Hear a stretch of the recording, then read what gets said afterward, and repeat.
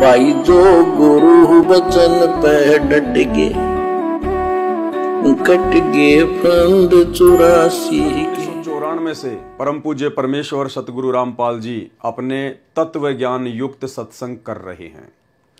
2000 के बाद गुरुदेव भगवान ने बहुत सारी पुस्तकें भी लिखी, सैकड़ों की संख्या में। भाई और बहनों, आज तक कोई भी भगत भाई बहन जिस प्रकार से परमेश्वर जी ने साध संगति से जुड़ी हुई आत्माओं को निमित्त बनाया है, अपनी पुस्तकों के ऊपर वीडियो बनाकर भगत भाई बहनों को समझाने के लिए, उस प्रकार से आज तक गुरुदेव भगवान से जुड़े हुए सन 1994 से उनसे नाम दीक्षित, सदैव उनके साथ में रहने वाले, उनके परिवार वाले बड़े बड़े कोऑर्डिनेटर, कोई भी भगत भाई आज तक इस प्रकार से संगत को समझाने की दृष्टि से वीडियो नहीं बना पाए। तो ये जिसके ऊपर परमेश्वर की रजा होती है, जिस आत्मा को परमात्मा ने निमित्त बनाना होता है, जिस 2 कोटि के जीव को परमात्मा ने सेवा बख्शनी होती है, परमेश्वर उसी के ऊपर रजा करते हैं। तो ये सारी की सारी मेहर, सारी की सारी दया सतगुरु रामपाल जी परमेश्वर जी की है। जिस प्रकार 650 साल पहले जब परमात्मा बनारस के काशी में प्रकट हुए थे, बहुत सारी उस समय परमेश्वर जी ने लीलाएं की। एक समय उनकी लीलाओं में जिक्र आता है, गुरुदेव भगवान हमें बताते हैं कि बनारस के तोताद्री शहर में पंडितों का भंडारा था और पंडितों ने पंडित रामानंद जी को भी इनवाइट किया, क्योंकि वो वेल नोन थे। उन पंडितों को ये भी पता था कि अगर रामानंद जी को आमंत्रित करेंगे तो साथ में उसका शिष्य कबीर भी आएगा, और उस समय छुआछात बहुत ज़्यादा थी। कबीर जी धाणक यानी जुलाहा जाति से संबंधित अपना कार्य किया करते थे। वैसे तो परमेश्वर की कोई जाति नहीं है, ना होती है, लेकिन लीला परमात्मा जिस वर्ण के अंतर्गत कर रहे थे वो जुलाहा वर्ण था, धाणक वर्ण था। तो पंडितों ने सोचा, भाई अगर रामानंद जी आएंगे तो साथ में कबीर भी आएगा, और कबीर अगर पंडितों के भंडारे में खाना खाएगा तो हमारा तो धर्म ही भ्रष्ट हो जाएगा। तो उन्होंने एक युक्ति सोची कि ऐसा करते हैं, पंडितों के भंडारे में जो भी खाना खाए उससे पहले उससे चारों वेदों के 4 श्लोक पूछना, और जो व्यक्ति संस्कृत में चारों श्लोक बता दे उसी को अंदर आने की अनुमति देना। उनको पता था कि भाई कबीर तो अनपढ़ है, अक्षर ज्ञान युक्त नहीं है, वो संस्कृत नहीं जानता है, वो सुना नहीं पाएगा, तो आफत टल जाएगी। उन्होंने ऐसा ही किया। जब परमात्मा कबीर जी, जो कि विद्वानों के विद्वान हैं, पंडितों के पंडित हैं, पूरे विश्व की, पूरी सृष्टि की, मनुष्य और देवताओं की तो छोड़िए, पशु पक्षियों तक की भी भाषा का जिन्हें ज्ञान है, जब वे परमेश्वर अपने मुंह बोले गुरु रामानंद जी के साथ में भंडारे में गए, तो पंडितों ने तो वही शर्त रख दी कि भाई कबीर 4 श्लोक सुना चारों वेदों के, उसके बाद ही अंदर एंट्री होगी। तो परमात्मा थे, पास में ही एक भैंसाराम, एक झोटा घास चर रहा था। परमात्मा ने उसको इशारा किया, वो झोटा परमात्मा के पास में आके खड़ा हो गया, अगले आदेश की प्रतीक्षा। परमेश्वर जी ने कहा कि भाई झोटा राम, इन पंडितों को चारों वेदों के 4 श्लोक सुना दे। और परमेश्वर ने उसकी पीठ पर थप्पी मारी।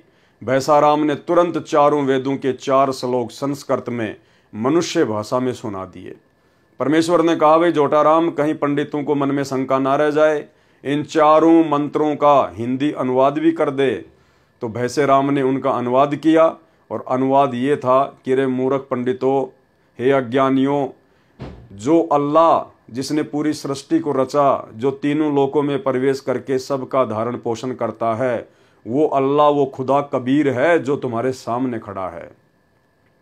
उसके बाद पंडितों को अपनी करनी पर बड़ी शर्मिंदगी महसूस हुई।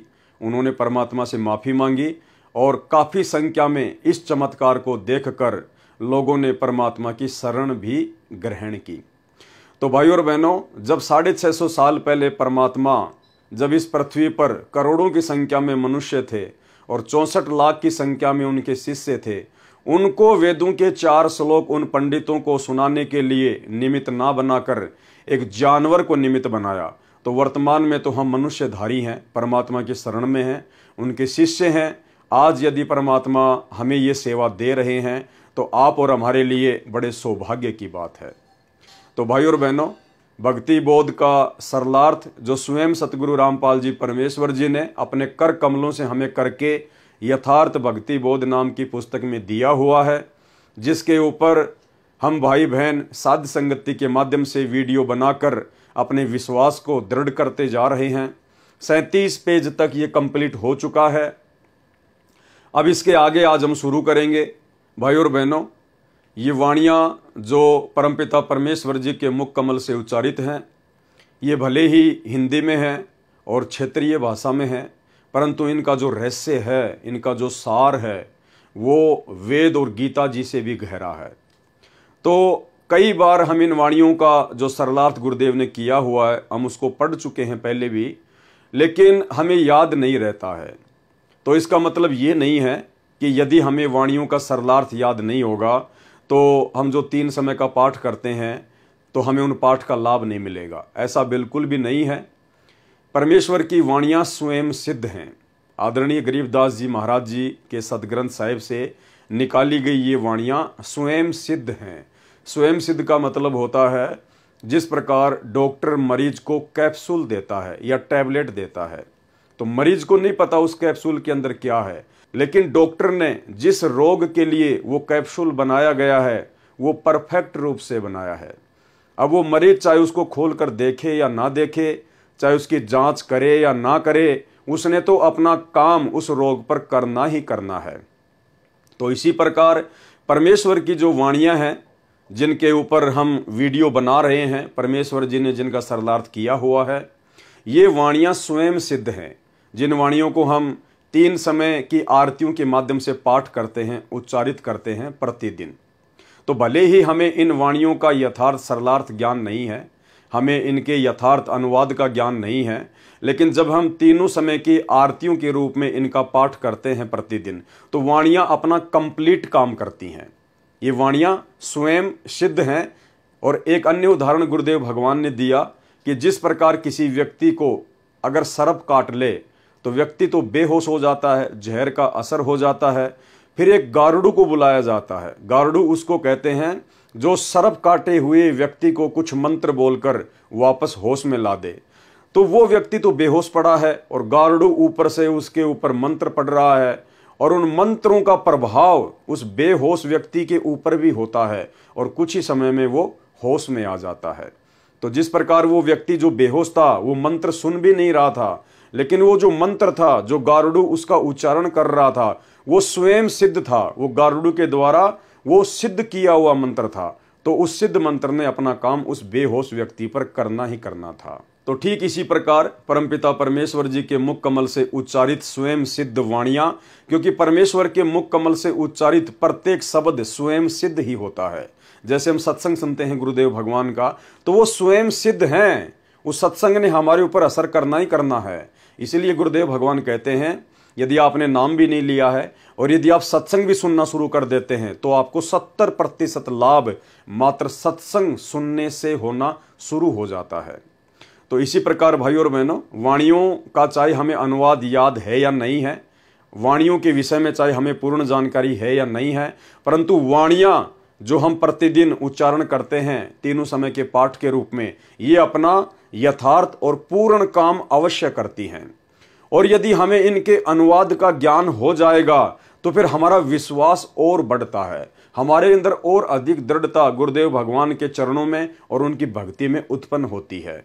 इसीलिए तो सतगुरु रामपाल जी परमेश्वर जी ने आप और हम जीवों पर दया करके इन समस्त वाणियों का जो 3 समय की आरतियों के अंदर हैं, परमेश्वर जी ने यथार्थ भक्ति बोध नाम की पुस्तक बनाकर यथार्थ अनुवाद करके आप और हमारे हाथों में दे दिया, ताकि मेरे बच्चे आपस में इन वाणियों को पढ़ेंगे, एक दूसरे को पढ़ाएंगे और साध संगति के माध्यम से अपने विश्वास को आसमान में लेकर जाएंगे। और यही विश्वास एक दिन हमें परमेश्वर जी के सतलोक में पहुंचाएगा, क्योंकि परमात्मा कहते हैं, कहे कबीर सुनो भाई साधो, जो गुरु बचन पे डट के कट गए फंद 84 के, कट गए फंद 84 के, कट गए फंद 84 के।